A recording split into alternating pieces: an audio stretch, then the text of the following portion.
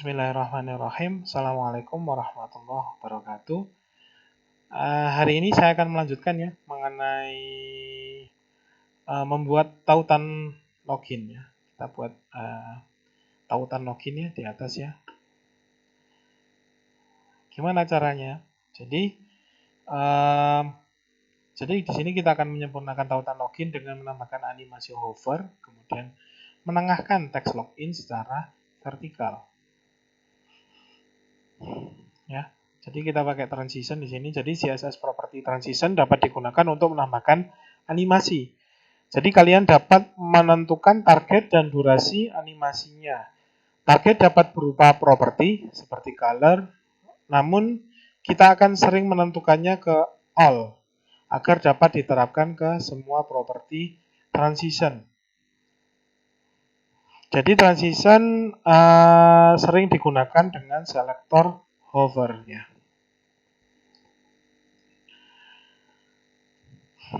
Jadi ini contohnya index.html div h1 prokit, kemudian di sini di stylesheet.css-nya div transition dibuat all ya agar diterapkan ke semua properti.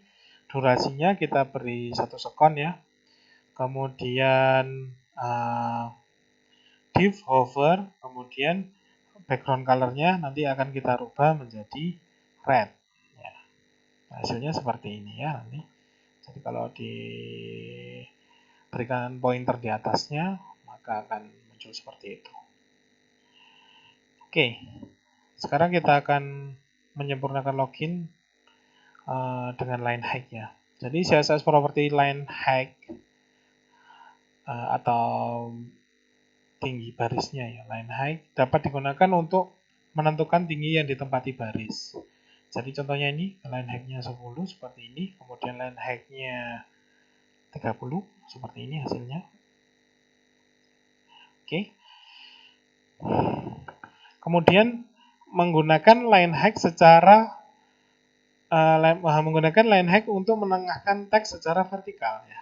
Jadi line height juga dapat digunakan untuk menengahkan teks secara vertikal.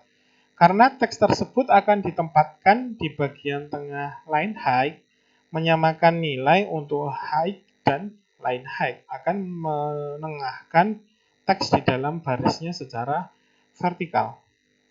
Ini ya, contohnya tanpa menggunakan properti line height, maka buttonnya seperti ini. Teksnya tidak disejajarkan menengah secara vertikal. Sedangkan dengan properti line height, maka dia akan mensejajarkan teks yang di tengah secara vertikal. Jadi ini ya height-nya, kemudian ada line height. Oke. Kemudian kita akan memperluas tag A-nya ya. Jadi dikarenakan tag A adalah elemen inline sebagai tombol, tag ini hanya menempati ruang setinggi teks. Hasilnya kita hanya dapat mengeklik pada area teks saja. Jadi pas di kotaknya dipencet nggak akan jalan ya linknya ini ya. Ini contohnya. Pas saya klik di sini otomatis nggak jalan dia, harus pas di teksnya. Ya. Jadi kita dapat memperbaikinya dengan menggunakan tag A menjadi elemen blok ya. Ini akan memperluas area tombol hingga seukuran elemen induknya ya. Jadi bisa diklik di bagian manapun ya. Kemudian layout daftar pelajaran ya. Jadi mari kita lanjutkan ke bagian daftar pelajaran. Jadi layout HTML ditampilkan dalam gambar di bawah ini. Kita juga dapat mempelajari cara mengubah ketebalan teksnya.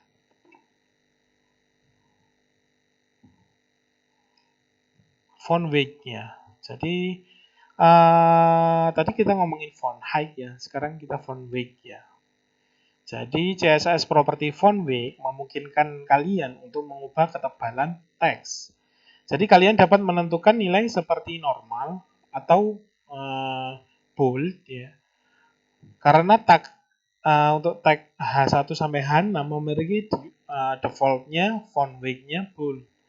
Jadi kalian dapat menentukan font weight-nya bisa menjadi normal lagi ya. Jadi kalau nggak pengen tebal, ganti aja font weight-nya jadi normal karena bold itu yang default-nya. Jadi kita bisa mengubah menjadi normal untuk mengubah ketebalan tulisannya ke normal.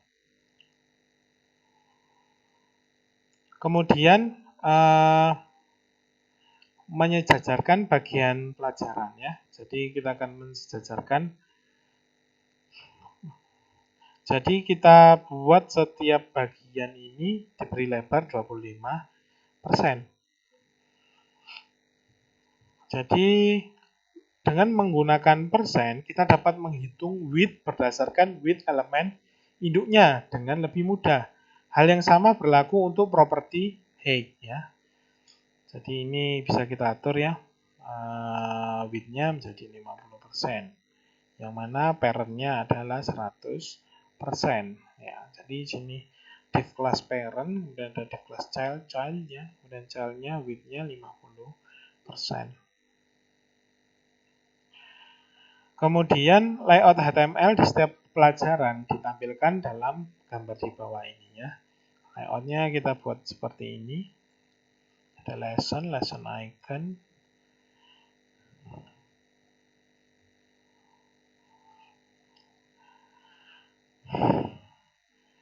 Kemudian elemen yang bertumpang tindih. Sekarang mari kita sesuaikan layout setiap bagian pelajaran umumnya di HTML ya. Elemen tidak pernah bertumpang tindih, namun jika diperlukan, kalian dapat mengaturnya dengan menggunakan CSS ya. Jadi di sini kita akan mempelajari caranya menggunakan melalui latihan ya. Nanti latihannya silakan dicoba. Untuk menempatkan teks di bagian atas gambar.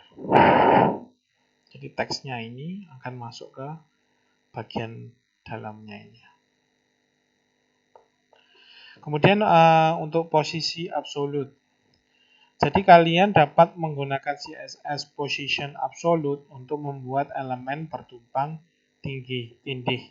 Dengan position absolute, kalian dapat menentukan posisinya relatif terhadap sudut kiri atas halaman web menggunakan properti top dan left ya. Jadi kalian bisa ini. Jadi kalau tanpa position absolute maka seperti ini, dengan position absolute maka sudut kiri atas ini digunakan sebagai titik referensi. Ya, jadi di style sheet-nya silakan buat box 1 position absolute top 50 pixel, left 70 pixel, top box 2-nya seperti ini. Kemudian ada selain absolute ada position relatif ya. Kalian dapat mengubah titik referensi untuk position absolute dengan menetapkan position relatif ke elemen ancestornya, elemen yang terhubung tapi terletak jauh di atas elemen induk. Dengan cara ini elemen yang memiliki position absolute yang ditetapkan akan diposisikan relatif terhadap sudut kiri atas elemen ancestor ya. Contohnya ini ya. Awalnya seperti ini, kemudian dengan position relatif maka si gambar ini namanya Ken ya, Ninja Ken, bisa masuk ke dalam kotaknya ini ya. Oke, itu saja kuliah hari ini. Jangan lupa yang di latihan dipraktekkan ya. Terima kasih atas perhatiannya. Wassalamualaikum warahmatullahi wabarakatuh.